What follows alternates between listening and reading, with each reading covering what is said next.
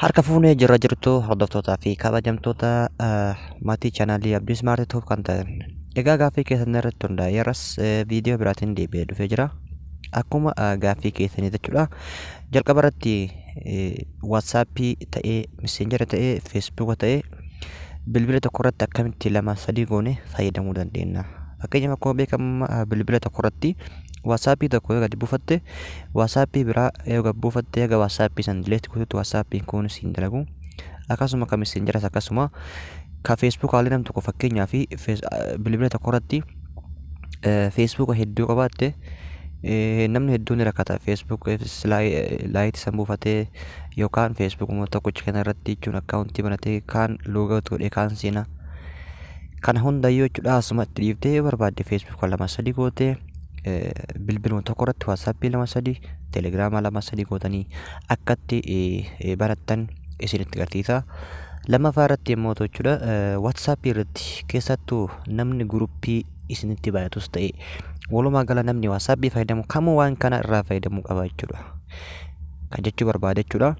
Suuraa fi viidiyoolee adda addaa yeroo namni nuuf fedhu jechuudha. Keessattuu warra guruppii irratti baay'atu jechuudha. WhatsApp irratti koo beekamu yeroo yeroodhaan guruppii irratti wanti adda addaa ni deema. Wanti kun fedhii keessan malee daawulood ta'a jechuudha.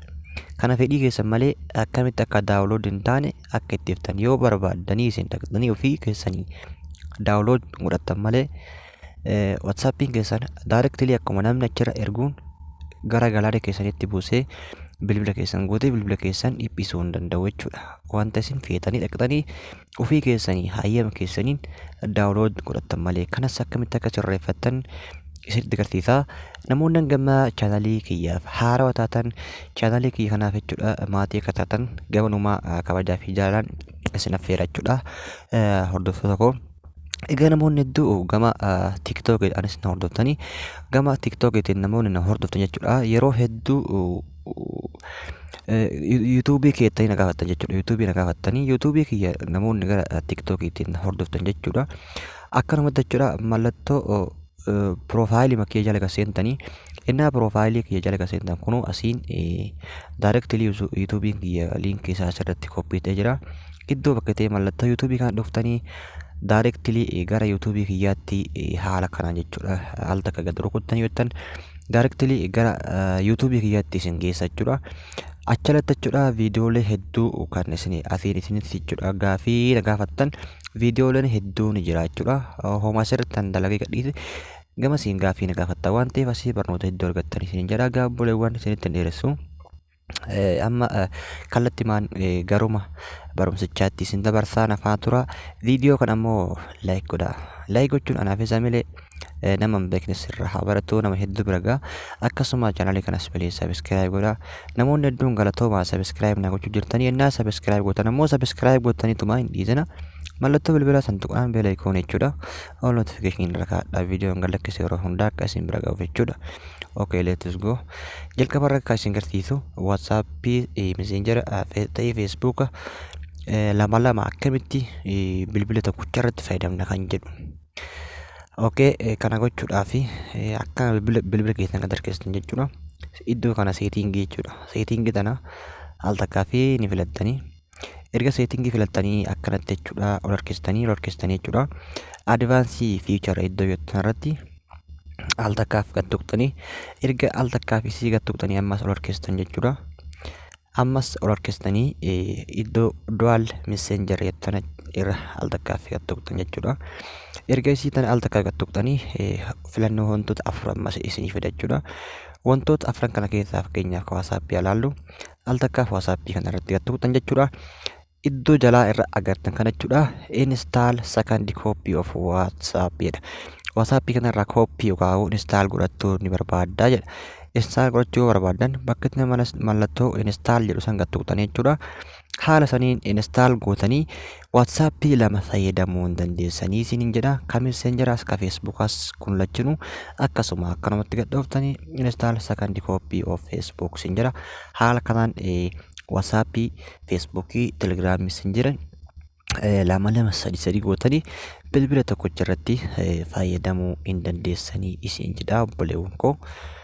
Egaa lammaffaa irratti kan isin agarsiisu WhatsApp irratti jechuudha. Suuraa viidiyoolee fi wantoonni adda addaa kanneen namni guruppii irraa nutti erganis ta'e namni kamiyyuu kan nuuf erge hayyama kenna malee yoo nu argine daawunloodii godhanne malee akka ofii isaaniitiif nutti gadi hin buune akkamitti gochuu akka dandeenyu namni WhatsApp fayyadamu kamu waan kana yoo sirreeffatan baay'ee tokko baay'eessaa dhugaa dubbachuuf WhatsApp keessan irra ni galtan kana gochuudhaaf jechuudha.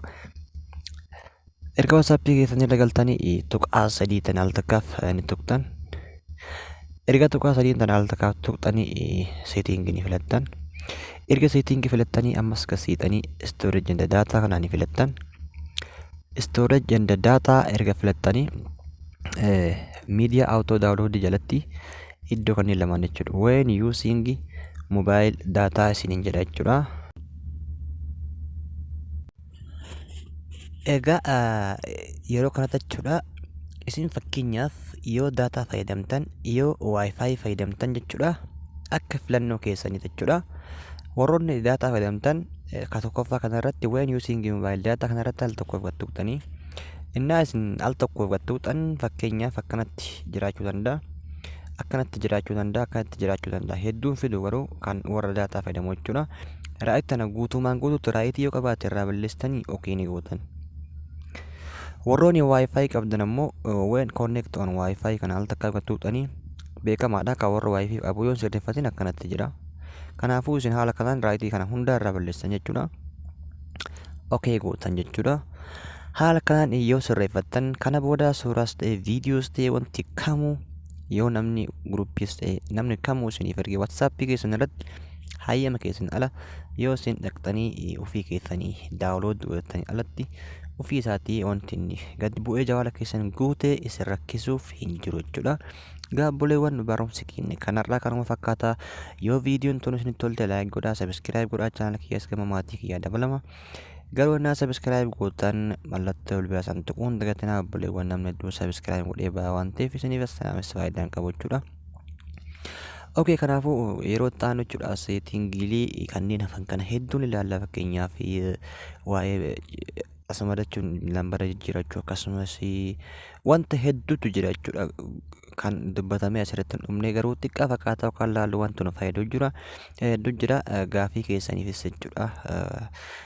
Sududa waan isin deebisu ta'a inshaallah yeroo bina gargaarii kanaafuu warraaf asumatti nu ga'u viidiyoon tiyyoo isinitti tolte laayik.